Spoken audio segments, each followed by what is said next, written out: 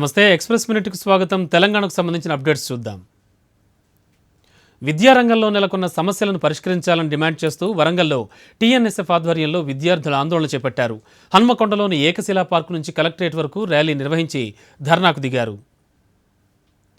వరంగల్ జిల్లా ఘనపురం మండలం చెల్పూరు గ్రామసభలో అపశృతి దొర్లింది.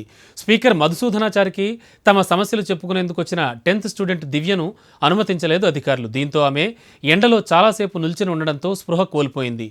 వెంటనే ఆమెను పీహెచ్సీకి తరలించారు. మెదక్ జిల్లా చేగుంట మండలం రెడ్డిపల్లి గ్రామానికి చెందిన రైతు ఆత్మహత్యకు పాల్పడ్డాడు.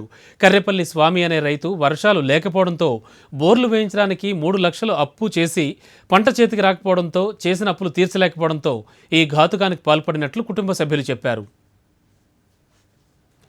వరంగల్ విద్యానగర్ కాలనీకి చెందిన ఓ చిన్నారిపై కుక్కలు దాడి చేశాయి. ఈ దాడిలో తీవ్రంగా గాయపడ్డ చిన్నారిని స్థానిక ఎంజీఎంకు తరలించి చికిత్స అందిస్తున్నారు.